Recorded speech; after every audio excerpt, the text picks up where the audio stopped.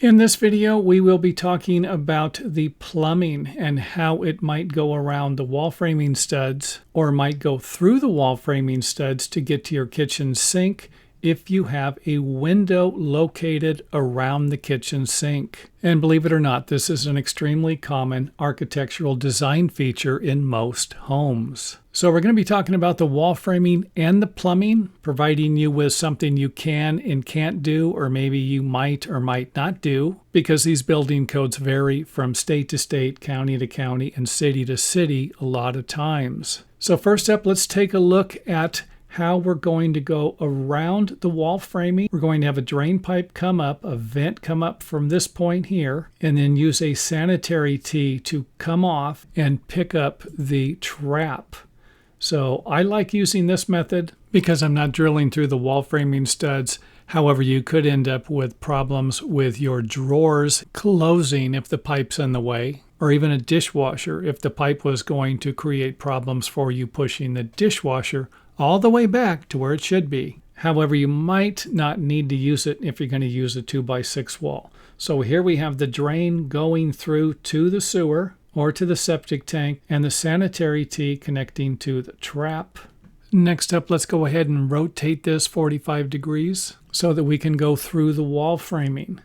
And this is another common method used by plumbers. Now, the only problem you're going to have with this will be the fact that you're drilling a hole that is going to be larger than 40% of the wall framing, which brings us up to another building code. And the fact that some engineers, not about to say all engineers, do not want you drilling a hole through a wall framing king stud, especially if this is a structural post with a hole down on it that you're going to be using for a shear wall. And yes, I've seen it done hundreds of times, believe it or not. However, that doesn't mean that your local building inspector is going to approve it. So how do we make it a little more building code friendly? That would be by using a 2x6 wall here, to where 40% of the wall framing stud would be a 2.2 inch diameter hole, suggesting that we might not be able to use a 2-inch pipe here. And keep in mind that the code requires an 1.5 inch minimum sized pipe here. And I would also like to point out that I could not find any building codes that do not allow you to drill through the king studs. However, I have worked with structural engineers and building inspectors who don't want to see it. So keep that in mind when you're trying to figure out what to do with this stuff. Another thing you are allowed to do, and I would like to thank a couple of plumbers who watch my show because they're the ones that pointed this out in one of my other videos. And that would be to run the vent pipe at a 45-degree angle. However, we're still going through the king stud here. So I've seen some plumbers hack these 2x6 walls to where there's only an inch structurally left of the framing studs. And while doing home remodeling, I've seen the studs almost completely cut in half to where they are not even connected. However, they might have two straps holding them together. So even though this meets the building code in the 2021 International Plumbing Code Book, you still might end up with problems if you're going to be drilling more than 40% of the wall framing stud or drilling through the king stud. And of course, an example that is not going to be accepted by the building codes. However, I have seen this done hundreds of times and approved by the building inspector, which means it passed inspection. And in a couple of them, they drilled through a structural post. So we're allowed to come off of this at a 45-degree angle, but we're not allowed to come off of it at a 90-degree angle unless we're 6 inches above the flood rim of the highest fixture on that floor level. And we're not going to have that here. The flood rim would be this level here, actually the level of the top of the sink, or the highest point where water would spill over on a fixture connected to the plumbing, drain, and vent system. Now, if you do have the room, the windowsill is going to be a little higher. You can raise the vent plumbing pipe and connect it with 290s like we're doing here. So again, this would be 6 inches or more above the flood rim. And I think in my example, I'm 7 inches above the flood rim. And the only problem I see with this would be drilling through the king stud again, especially if it's a structural post. Now, what if the window's a little wider If the windowsill is going to be high enough, again, I think you're not going to have a problem with this setup here, as long as we're allowed to drill through the wall framing studs and king studs.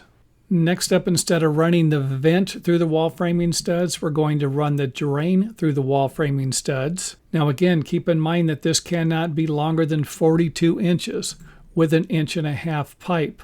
So you might need to change this to 2 inches, as long as the 2-inch diameter of the pipe is not going to create a problem for the 40% maximum you're allowed to drill a hole in the wall framing studs. Next up, let's go ahead and put a 45 here instead of a 90, so we're not going to be going through this wall framing stud. And something like this will help you a little more if you need to go through 3 wall framing studs, but the inspector is only allowing you to drill through 2 of them. Another thing I need to point out is that there is a minimum distance between the edge of the hole and the edge of the wall framing stud of 5/8 of an inch. So keep that in mind when you're laying out your plumbing holes. Now keep in mind how far over the plumbing is coming out of the wall framing base plate.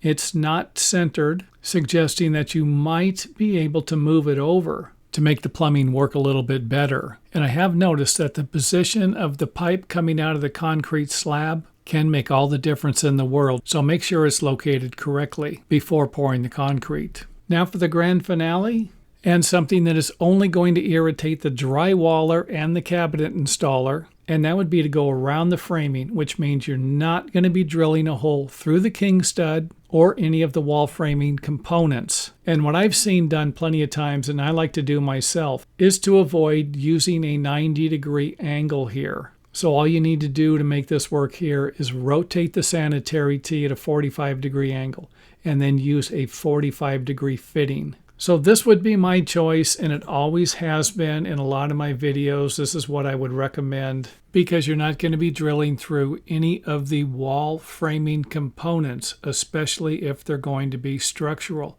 and should not or cannot be drilled through, period.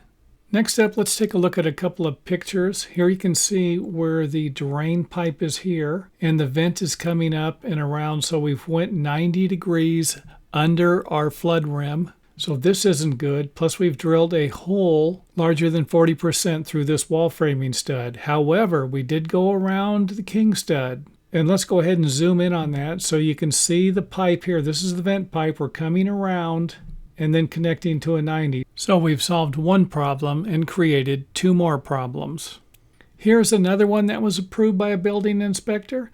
We're coming under the flood rim with a 90. So our vent is starting here and going up, and we are drilling through the king stud. However, this is a 2x6 wall. And for those of you looking for the building code reference number, that would be 905.4. That says every dry vent shall rise vertically to a point not less than 6 inches above the flood level rim.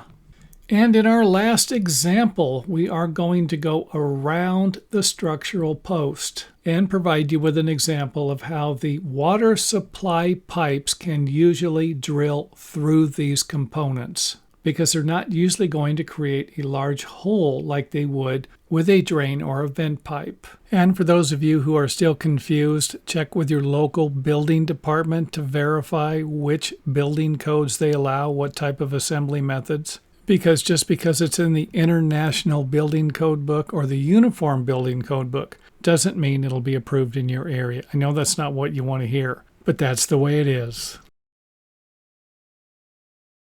Here is another viewer-inspired video. The individual wanted to know if they could drill holes through the wall framing studs and how big these holes could actually be. So let's go ahead and start with a load-bearing wall. And I believe in the code book it says load-bearing exterior walls, but we are just going to refer to these as load-bearing walls. So if you have a plumbing pipe, and you are going to go through a 2x4 or 2x6 wall, whatever your wall framing studs sizes are, and you have a hole that is going to be larger than 40% of the diameter of the wall framing stud. You'll get more information on that in a bit. You will need to double them up. And you cannot go through more than two consecutive wall framing studs, as you see here. So this might not be approved by your local building department on a load-bearing wall, but according to the building code books, wouldn't be a problem for a non-load-bearing wall. So let's go ahead and take a look at the wall studs and give you an idea what I'm talking about when I say 40% of the wall stud width. Let's say 40% on a 2x4 is 1.4 inches, a little over 1 3/8, a little under 1.5 inches. Maximum is going to be 60% of the wall stud thickness. You cannot drill more than 60% of the wall framing studs thickness. And on a 2x4, that's going to be 2.1 inches. So going to be difficult to put a 2-inch plumbing pipe. It's not going to happen. 1.5 inches is going to be the max for a 2x4 running it through the wall studs. Now, if you go to a 2x6, you can have a 2.2 inch minimum, 2.25 basically, and then 3.3 is the maximum. This is 40% of the thickness. This is 60% of the thickness. So anything over 40% needs to have the double wall framing stud. You're going to need to double them up. And I am not referring to the king studs in a window assembly for the window framing. And this is actually what inspired this video, was someone asked a question about that. And I thought they were a homeowner and looking for some advice, and they sound like they kind of got upset, and I'm going to have to answer them. And I'm going to make a video. I will put a link here or at the end of the video when it is made, that video. And of course, it is going to be going on this channel, not one of my other channels. For those of you who don't know that I have other channels, go to the website, and I believe it's on the home page, and you should see a link at the bottom right corner there somewhere to those channels. I think I only have about 2 or 3 of them. The maximum depth you can notch these studs is going to be 25%, 7/8 of an inch on a 2x4, an inch and 3/8 on a 2x6. Another thing that the building codes are suggesting will be to avoid drilling any types of holes in behind the area behind the notch. So that'd basically be this area here. You could drill a hole up here or down here. Just can't drill it in the area behind the notch.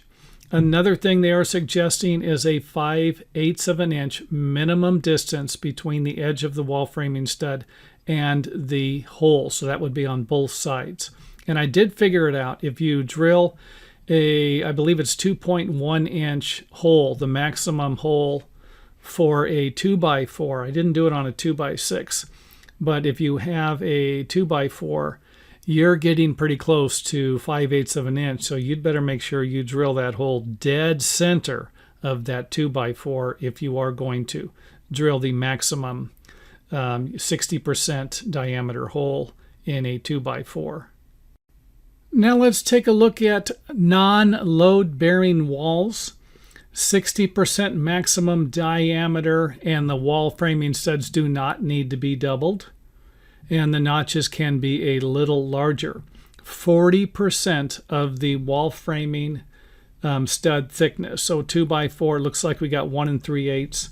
A 2x6 about 2.25 inches, a little under 2.25 inches. So you can do something like this on a non-load bearing wall. It does not say anything about where you cannot go through consecutive wall framing studs. So something like this seems like it would be acceptable. You could drill through 5 wall framing studs on a non-load bearing wall. So let's take a look at the top framing plate. What they're requiring is a strap on anything with a 50% or greater notch in the wall framing plate. On a 2x4, that would represent 1 3/4 inches. And I would strongly suggest notching this maybe 45%. If you notch it 50%, there's a good chance you're going to have to strap it, probably 50% or more on this. And again, these building codes, they can be interpreted in a variety of different ways and discounted by engineers and local building authorities. So you can draw whatever you want on your building plans or your remodeling project. You can do what you want. Say, hey, I watched this video, and no, we don't care what you've done. And I cannot stress that point enough in my videos. I tell people I'm not an engineer. I'm not I don't. All the building codes are different. I mean, somebody recently asked me for building code information for the state of California. And how do I tell this person that it really doesn't matter what I say or what the building codes? It matters what your local building authorities, your city, municipal, county building authorities say. They have the final word on all of this stuff, or I should say most of it. So here's another strap around the pipe. And so a pipe with a diameter more than 1 3/4 inches on a 2x4. On a 2x6, you're going to be able to probably put a 2-inch pipe in there. That's going to be pushing it. But a notch with a 2-inch pipe, anything with a pipe diameter less than 2.5 inches on a 2x6 wall won't require a strap. According to these building codes, probably not your building inspector. I mean your engineer. I have seen it where they want a 48-inch strap on something like this. It gets a little nuts with some of the stuff they have. But anyway, that's the information from the building code book. And I will put in the video description area, I will put information to what page number that building code is and what book I got it from. So anyway, that's it for the video. And I am going to make another video on drilling through king studs. That seems to be a question that is another one of those questions that seems to keep popping up over and over again. And of course, I will put a link here once that video has been made. And thanks for watching. Don't forget to check out some of our other videos on YouTube. And if you can't find the videos on YouTube, make sure that you visit our website to find a complete organized list of all of the videos we've made so far.